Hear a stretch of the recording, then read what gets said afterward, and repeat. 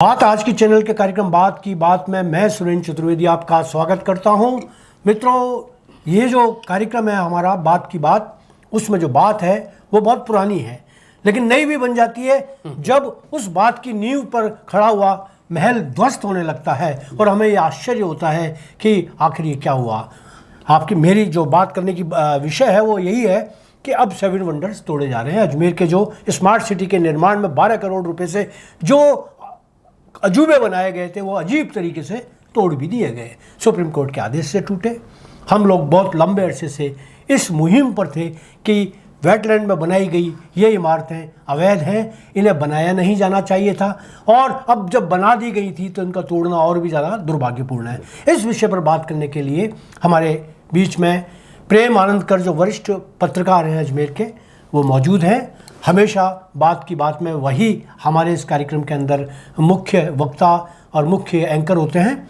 मैं आपका स्वागत करता हूं और आपसे आग्रह करता हूं कि आप इस पूरे प्रसंग को कि कब से किस तरीके से बनाया, आप लोगों ने भी ब्लॉग लिखे, मैंने भी लिखा, हम लोग शुरू से लिखते रहे लेकिन हम सिर्फ शब्दों का खेल खेलते रहे, आसपास की मक्खी उड़ाते रहे, हमसे हुआ गया कुछ नहीं। लेकिन शब्द दूर की यात्रा तय करता है। आवाज़ जब आवाज़ बनती है तो वो दूर तक जाती है और सुप्रीम कोर्ट तक पहुंची हमारी आवाज़।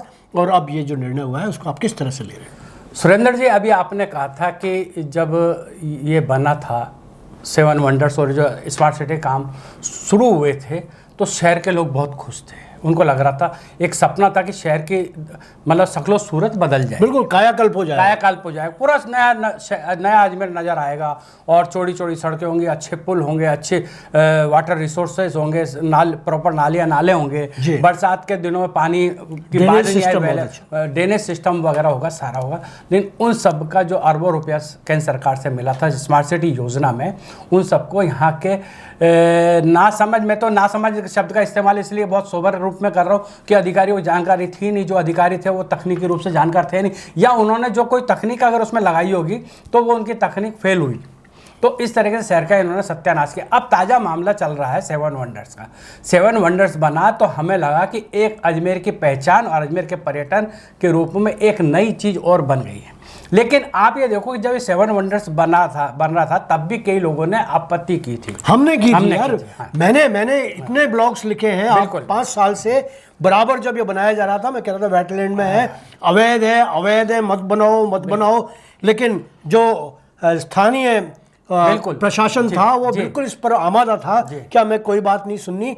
और बाद में जो अब ये तोड़े जा रहे हैं तो ये बात स्पष्ट हो चुकी है प्रेम जी कि ये जो इसका निर्माण था उसमें भी पैसा खर्च हुआ और अब ये तोड़ा जा रहा है उसमें भी पैसा खर्च हो रहा है। तो ये जो खर्चा है तोड़ने में और बनाने में जो हुआ हमारे टैक्स से हुआ, उसके बारे में आप क्या सोचते हैं? नहीं, अब आप ये देखिए ना कि एक उदाहरण मैं आपको बता रहा हूँ कि एक व्यक्ति अगर अपना आशियाना अपने आंखों के सामने बनाता है, अपने खून पसीने की कमाई से बनाता है और उसी के आंखों के सामने उसका आसानियाँ ढहा दिया जाए तो आप अंदाजा लगा सकते हैं कि स्थिति क्या होगी। यही शहर के लोगों की स्थिति है। पहली बात तो जैसा भी मैंने बता रहे, वेटलैंड के अंदर बनाया था और आपने और हमने भी कई बार लिखा और आपने तो खैर बहुत ज़्यादा इस मामले को लीड किया है, तो तब ये प्रशासन के लोग नहीं चल। अब हमारा दुर्भाग्य ये है ना कि अजमेर में जितने अधिकारी IAS RAS अधिकारी जो भी है, मैं किसी का नाम नहीं लेना चाहता, किसी एक का नाम लूंगा तो हो सकता है कि उनको तकलीफ हो। तो वो क्या है कि हम आम पब्लिक की राय तो सुनना ही चाहते ही नहीं, आम लोगों की जो राय देना चाहते हैं उनको देखते नहीं है, वो अपने मनमानी करते हैं और अपने स्तर पर तकनीकी जो भी रिपोर्ट बना के उसको इम्प्लीमेंट कर देते हैं। 7 वंडर्स बन रहा था जब विरोध हो रहा था तब इन्होंने ध्यान नहीं दिया और इनको ये शायद ये भी भान नहीं होगा कि एक दिन ये 7 वंडर्स टूट जाएगा। ये तो इसी मुगालते में रहे कि हमने जो कर दिया सही है। अधिकारियों की अंत समय तक देखिएगा आप ना प्रेम जी कि हमारे यहाँ की सरकार की तरफ से प्रतिनिधित्व करते हुए ऐसा वकील जो 1 करोड़ रुपए एक पेशी के लेता है, बिल्कुल है ना, तुषार मेहता, वो अब आप देखिएगा कि उसको वह बनाया इस बात से लेके कि सुप्रीम कोर्ट में वो ये वकालत कर रहा था कि इसको माफ कर दो। आप देखो ना कि जब जो दलील सुप्रीम कोर्ट में दी गई थी उसमें महाधिवक्ता जैसा सीनियर वकील होता है, जो सरकार के वकील होते हैं, वो पैरवी सही ढंग से नहीं करो, वो हार गए, उनकी दलीलें नहीं चली सुप्रीम कोर्ट के अंदर। तो जब आप ये बताओ कि इतने ज्ञानी विद्वान अगर वकील की दलील नहीं चली और एक याचिकाकर्ता ने जो जिस तरीके से तर्क दिए, उन तर्कों को माननीय एनजीटी ने भी माना और माननीय सुप्रीम कोर्ट ने भी माना। अब आप ये देखिए कि जिन अधिकारियों के दस्तखतों से, मैंने आज लिखा भी है कि जिन अधिकारियों के दस्तखतों से 7 वंडर्स बने, अजमेर स्मार्ट सिटी का काम हुए, उन्हीं अधिकारियों के दस्तखतों से अब उनको ढाया जा रहा है। हाँ हाँ बिल्कुल। अब आप 15वीं जो बोर्ड बैठक थी जिसके अंदर ये निर्णय लिए गए थे, 7 वंडर, फूड कोर्ट, पाथवे, ये सारे निर्णय लिए गए थे, वो उन्हीं वो भले अधिकारियों के नाम बदल गए हों, लेकिन उन्हीं पद तो वही रहे, उन्हीं पदों ने हाँ? अब उसको ध्वस्त किया। और प्रेम जी, सबसे बड़ी बात मुझे ये देखिए आप कि इस स्मार्ट सिटी के अंदर जो बनाया गया, एलिवेटेड रोड बनाया गया, एलिवेटेड रोड की एक भुजा टूट गई। अभी मतलब टूट गई क्या, ढह गई क्या, वो उसको में खड्डे हो गए, और उसकी अब जांच रिपोर्ट आ रही है M&A की, वही कि वो बहुत घटिया निर्माण हुआ था, बिल्कुल, है ना। अब वो उसका हो गया, तो यानी एक बना एलिवेटेड रोड जिसको आप मानते हैं कि बहुत बड़ी आगे, फिर बना पाथवे भी निश्चित रूप से NI जब ये जाएगा टूटेगा। बिल्कुल, ये पूरी संभावना है हाँ। कि पाथवे जो 80 करोड़ रुपए की लागत से बना वो गया, आपके 11.12 करोड़ से ये गया, और दूसरा अपना 8 करोड़ का फूट। आपने मतलब 1 अरब रुपए को ऐसा धुआं लगाया है यहाँ शहर के। तो फिर क्या मतलब आप कौन सी चीज बची है? आप ये बताओ, स्मार्ट सिटी में जो बनाई गई चीज कौन सी बची है? कोई सी बची। अब मैंने आपको अपनी पिछली चर्चाओं में अपन ने ये कहा था कि स्मार्ट सिटी का मूल उद्देश्य ये था कि इंफ्रास्ट्रक्चर को डेवलप करना। हाँ, मूलभूत सुविधाएं तो कम से कम हो, वर्षा का जो पानी है उसकी निकास की व्यवस्था करना, मतलब वाटर ड्रेनेज सिस्टम को सुधारना,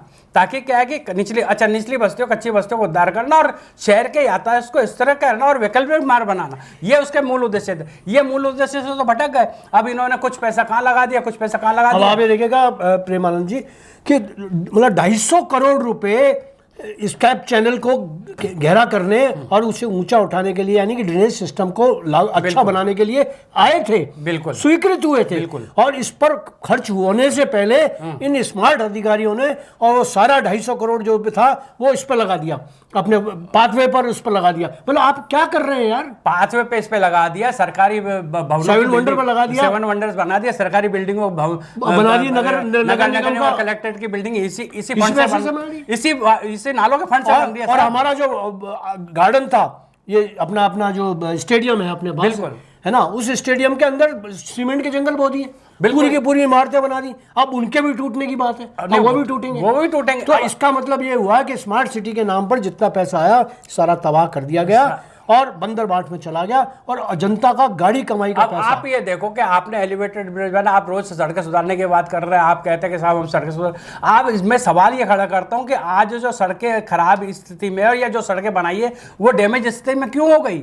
आप सड़कों आपने मतलब कुल मिला के, मैं फिर घूम फिर के उसी बात पर आ रहा हूँ कि इनको जो इंफ्रास्ट्रक्चर डेवलप करना चाहिए ना, सड़कें चौड़ी करनी चाहिए, शहर के मजबूत बनाने थी, जहाँ वाटर का पानी का लेवल रुकता है, पानी ठहरता है, वहाँ उनको सीसी रोड बनाने। आप ये देखें सुरेंद्र जी भाई साहब, कई इलाके ऐसे, कई क्षेत्र ऐसे जहां हर साल 6 महीने में सड़क टूटती है क्योंकि वह पानी का ठहराव होता है। अब ये वापस उसको डामरीकरण क्योंकि इसलिए बनाते हैं कि हर साल 6 महीने जब बनाएंगे तो कमिशन और जेब भरेंगे। बस सीसी अगर उस हिस्से को 150 मीटर के या 150 मीटर के हिस्से को अगर ये सीसी बना दे तो इनकी जेब भरना बंद हो जाएगी, जबकि उस एरिया को नियमों के अनुसार सीसी बनाया जाना चाहिए था। आज भी कई क्षेत्र ऐसे हैं साहब, सड़कों की दशा आए दिन आप और हम चिल्लाते हैं शहर सड़कों की दशा बहुत खराब है। आप चले जाइए एलिवेटर रोड के नीचे, ये दावा करते हैं कि साहब एलिवेटर रोड के नीचे हमने सड़कें बहुत बढ़िया बना दी है। आप चले जाइए महावीर सर्किल से और आगरा गेट और स्टेशन रोड तक के, आप मार्टिनल ब्रिज तक चले जाइए, अगर आप सीधे सीधे चले जाएं तो बहुत अच्छी आपकी किस्मत है। लेकिन साहब इन चीज़ों की तरफ ध्यान नहीं है।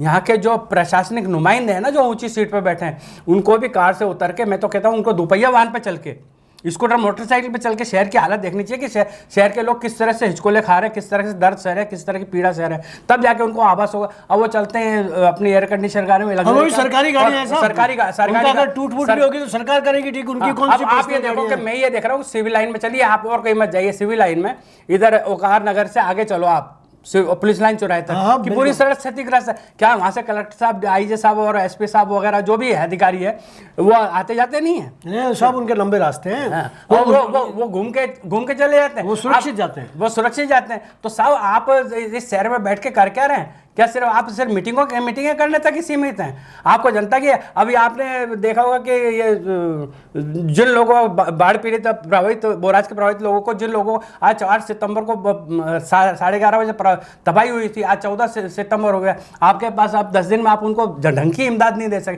चलिए वो एक विषय है प्रशासन का क्या करना है, लेकिन हम बात कर रहे हैं 7 वंडर्स नहीं, उसमें भी विशेष पैकेज होना चाहिए। पैकेज अब तक तो मिल जाना चाहिए, लोगों को राहत मिल जानी चाहिए। लोगों के पास खाने को नहीं है, लोगों के पास कईयों के मकान ढह गए, कैसे अब देखिएगा कि आप ये देखिए कि मतलब हम स्मार्ट सिटी के तहत हमारी बांधों को सुरक्षित नहीं कर पाए, हमारे तालाबों को सुरक्षित नहीं रखा। आप ये देखिए कि जितनी गीली जमीन थी, वेटलैंड थी, अब आप जिस तरह से वो व्यवहार किया, आपने कॉलोनी की कॉलोनियां बस गई हैं वेटलैंड के ऊपर, सागर विहार बना दिया, बर्ड पार्क बना दिया, 1 करोड़ रुपए का बर्ड पार्क। मुझे एक चिड़िया बता दो उस बर्ड पार्क के अंदर कुछ नहीं, पानी का तालाब भरा हुआ है उस बर्ड पार्क में, ना कोई पेड़ ना कोई पौधे। मतलब आप क्या कर रहे हो यार, कुछ नहीं, किस तरीके से आप कर रहे हैं? 7 वंडर्स के लिए इन्होंने विजन काम में लिया ही नहीं। चाहते तो ये इधर फाई सागर की तरफ या कायड़ के तालाब के उधर बना सकते थे, तो दोराई के तालाब की तरफ बना सकते थे, या पंचशील के पीछे भी एक तालाब है साहब। हाँ है ना तालाब, तो वो उस तालाब के किनारे आप बना सकते थे। आपके पास खूब जगह थी, इतने सारे तालाब थे, आपने यहीं क्यों वेटलैंड का? फिर आप ये के साथ वेटलैंड की जगह दूसरी जगह, क्या हाउ कैन पॉसिबल यार कि यहाँ का वेटलैंड तो यहाँ का ही होगा?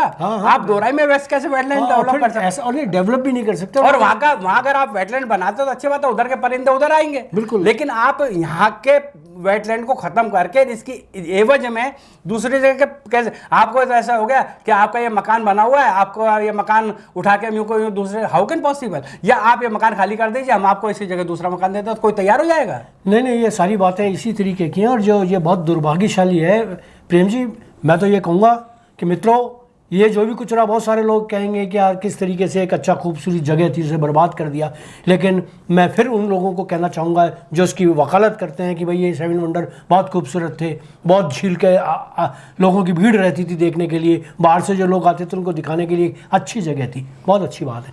लेकिन ये आप अब आने वाली जब पीढ़ियाँ आपका भुगत रही हैं, अभी भी आपने शुरू कर दिया भुगतना, क्योंकि आप ये देख रहे हैं कि जो इन्हीं जो आना सागर के अंदर वेटलैंड पे जो कब्जा किया गया उसी वजह से बाढ़ आ रही है।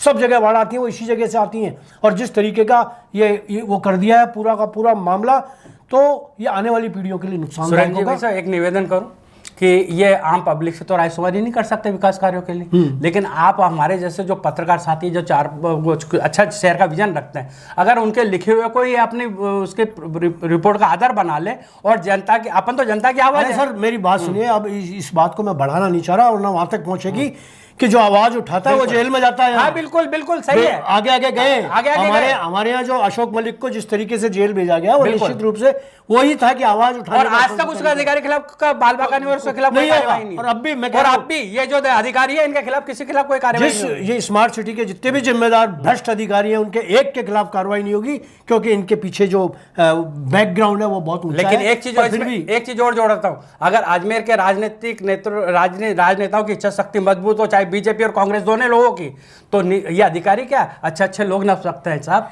तो ठीक है सर, आज इतना ही। अगली बात की बात में फिर नई बात के साथ हम दोनों मौजूद रहेंगे। धन्यवाद। नमस्कार।